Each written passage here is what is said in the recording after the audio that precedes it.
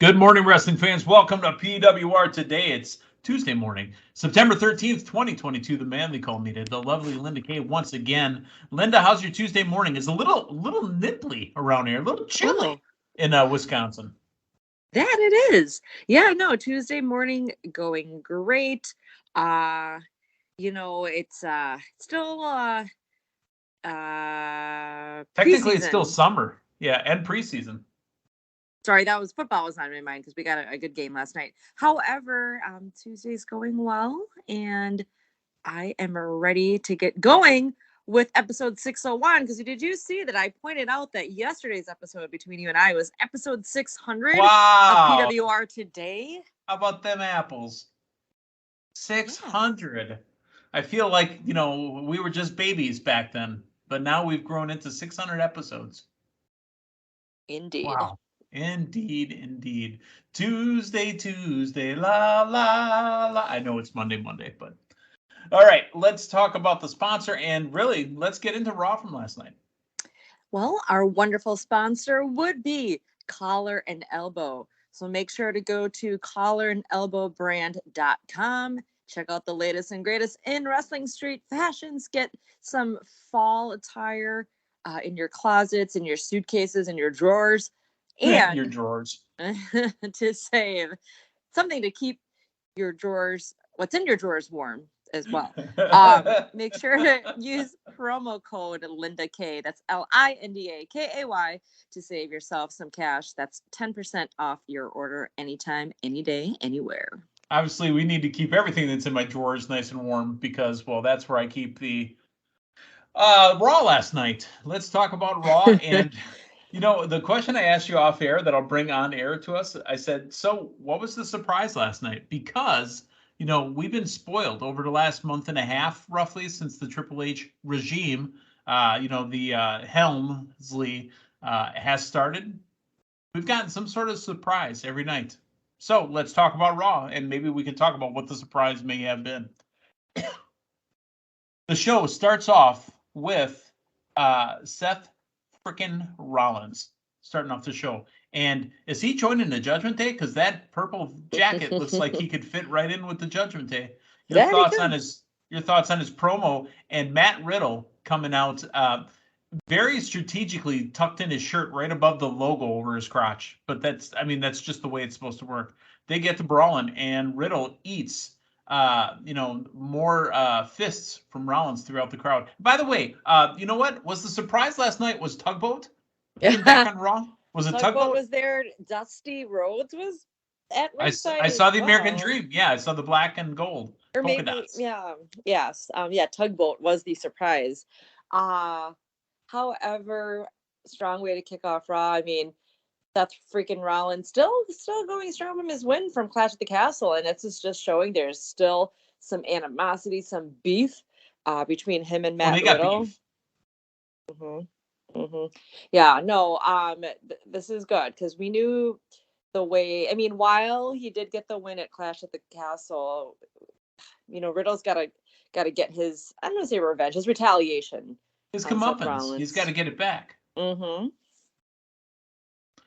So Matt Riddle, after, going after Rollins and finally ended up back in the ring again with Seth Rollins running through the crowd, ironically enough, it's Judgment Day coming to the ring. And I love how they brought up, and, this is something I've always been on, a fan of and kind of had on my radar. Damian Priest, Rhea Ripley, Matt Riddle, very close friends. Bro. And Finn Balor calling Riddle bro in an English accent over and over was just driving me bonkers. But bro! But they're trying to get Riddle to join Judgment Day. He says no, and it leads to a match between Riddle and Finn Balor. Yeah. I mean, Riddle had on purple too. Perhaps he might be an honorary member of... Ooh, like an honorary Oos. Maybe he could be the son of Rikishi. Yes, the fifth son in some sorts. As far as WWE goes, that is. Right. But yeah, I mean, other strong showing there by Matt Riddle. But we saw then, of course, Seth Rollins returning, just proving more so. Matt Riddle's going to get that retaliation on him, and it's going to be another great physical match between the two of them. They got beef. Yes, and it is leading to a premium live event called Extreme Rules, where I feel this could get very, very extreme. Hopefully there's no rules in it, so that way there's specialty points. That was a pun. No eye gouging like we've seen in previous Extreme Oh boy, Rules. I hope nobody's losing an eyeball here. Ray's just gotten his son back, and now he lost his son. I would hate to have him lose an eye again. Okay. Seth Rollins makes Riddle eat a curb stomp at the end of the match, and it's getting there. Let's go back to the next match. Raquel Rodriguez and Aaliyah, the relatively new women's tag team champions, against the newly christened. You said you heard it on SmackDown. I heard it last night for the first time. Damage Control, and that's spelled with CTRL, like Control Alt Delete. Damage Control, which is Io Sky, Dakota Kai, and Bayley. The tag team championships on the line. Linda Kay, the winners, and new tag team champions, Damage Control. And new Damage Control being the new tag team champions. I think this is satisfying what a lot of the fans had been wanting. We're expecting, which I think many people were expecting, that tag team tournament was meant for Io Sky and Dakota Kai to win. It was a short-lived reign for Raquel and for Aaliyah.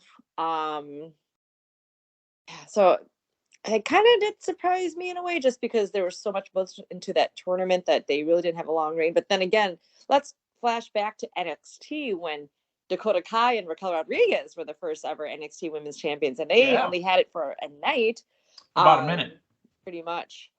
Therefore, I think this is a great move. There's been a lot put behind the new trio of Damage Control, and just as Io and Dakota get their hands on the women's tag titles, now we got that program which we saw coming, since Bayley made it back to WWE, a program with her and Bianca to bring more gold to that trio.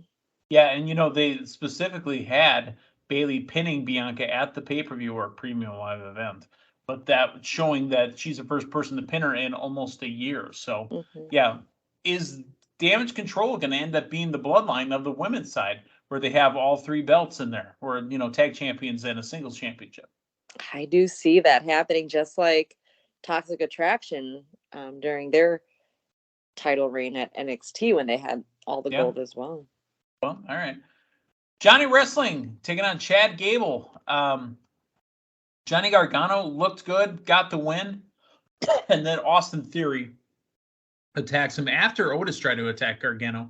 But Austin Theory attacks him with the briefcase before taking a selfie with him. And then Kevin Owens confronts Austin Theory. Kevin Owens, very impassioned promo. How much of it was kayfabe? How much of it was, shoot, work? What was going on there? Yeah, a lot of emotion, a lot of intensity. I feel it was a mix of both. Really laying it in on Austin Theory. I mean, I was, at times when I'm watching my wrestling, I am at home doing some chores, but just hearing Kevin Owens and his delivery, the intensity, like I said, and you could really feel that got me to put some dishes down to go around the wall and stand in front of the TV and think, wow, what the hell's going on here? Good stuff. Yeah. I know it's been something building between him and Austin Theory, but he really laid it in on him last night. And wow, that was a great promo.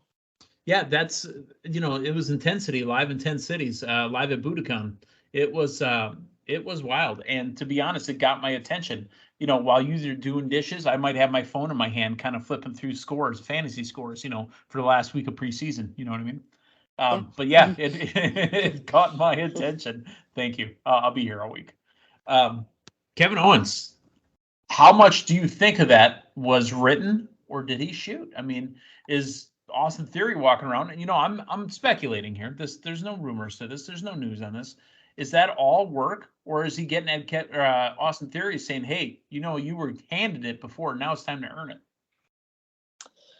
Oh, not sure, but I do feel just with that delivery that it was probably a mix of both. Loved it. I thought it was very strong. Bianca Belair and Sonya Deville for the Raw Women's Championship. Bianca Belair had an open challenge. I understand that Bayley came out after, right? Because she's first one to pin Bianca and whatever. But if Bianca has an open challenge, why wouldn't Bayley be the one to answer it?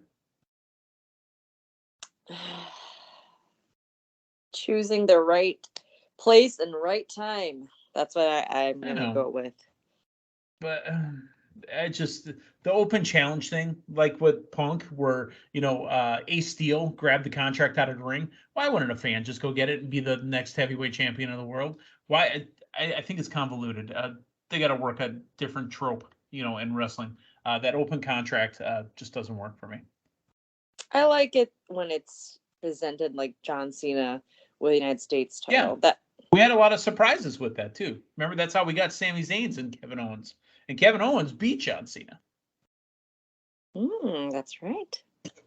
All right.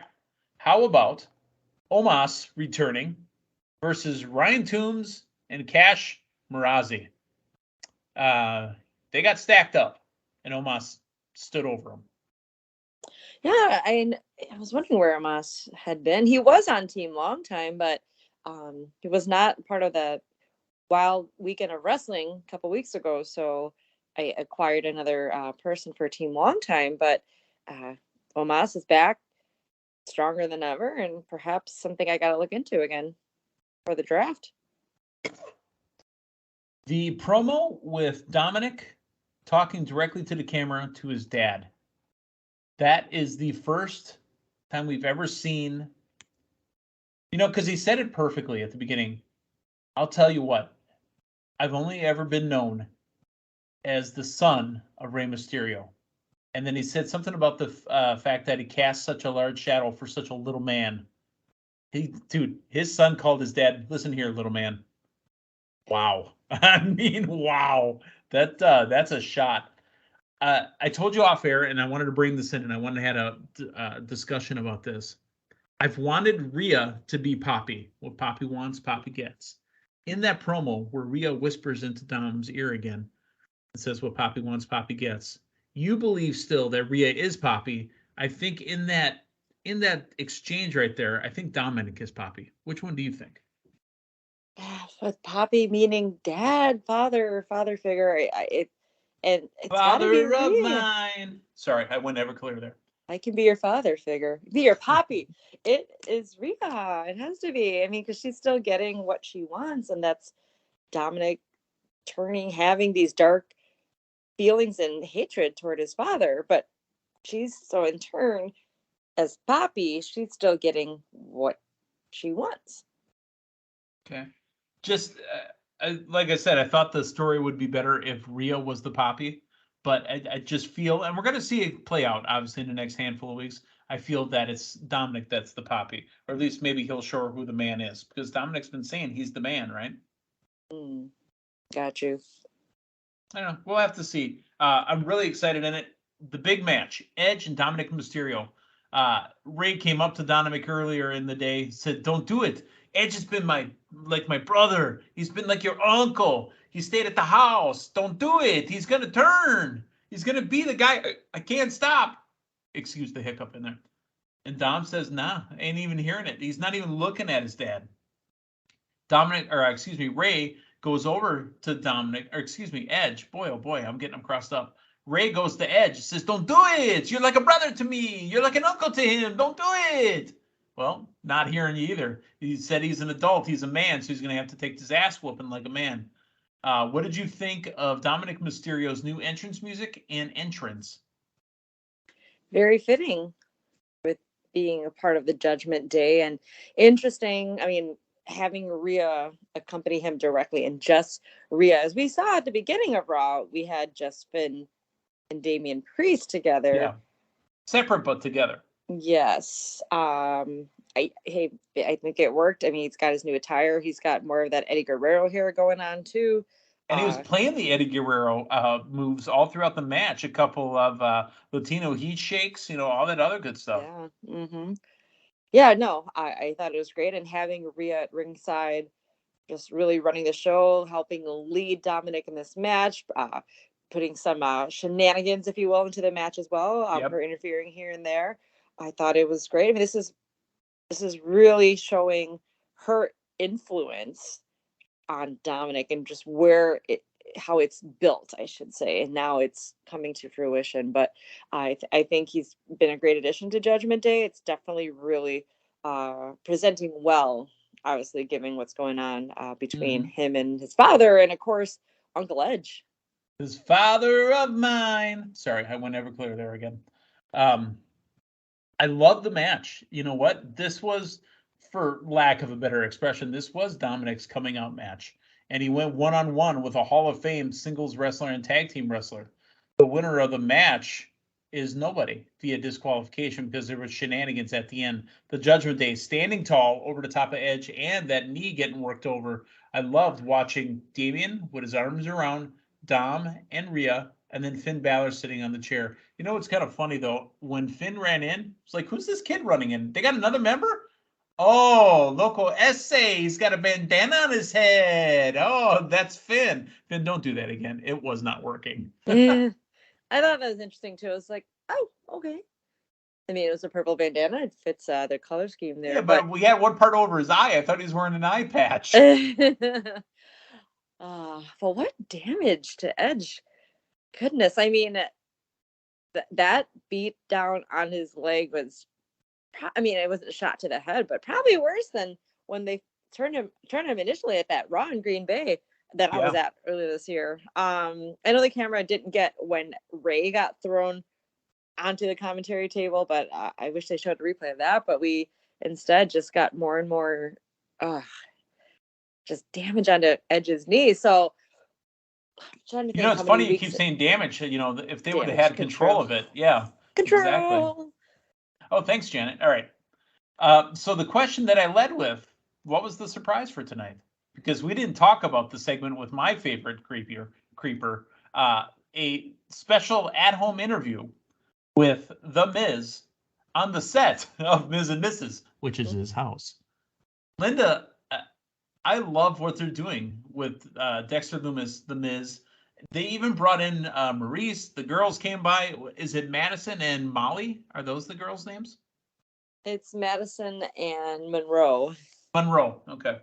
But I absolutely loved what they did here. You know, he goes, oh, you like the shot? You got the harp in the back? How about the piano? And they slowly scan over the piano, and there's the creeper right in the window. And Sam Shaw, Dexter Lumis, by God, he does a great creepy.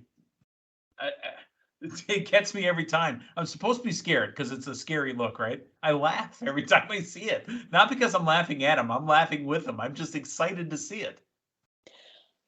And just find it just, you know, it's been a while since we've had a home invasion. I think the last one was when Seth Rollins showed up to Edge's house. Yep, and called FTR. Yes. Allegedly. Or Edge was having Beth call FTR. Yeah, go over to FTR. Yeah. Yeah.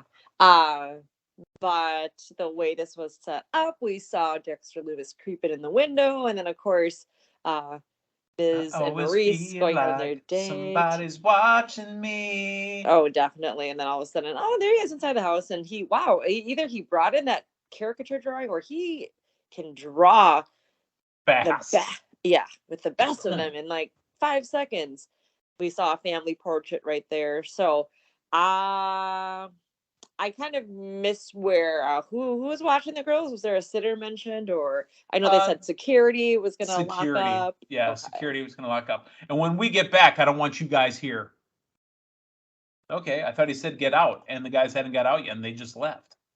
I don't know about you, Linda, but I don't leave people in my house. I don't, unless I know them, right? So, I mean, I've had left friends in the house, family in the house, but random camera crew from WWE, no, GTFO. Get out of my house. That was security jobs to do, and maybe they were able to get the camera crews out, but they obviously missed a certain somebody who snuck in. Because these always feel like somebody's watching me, and I got no privacy.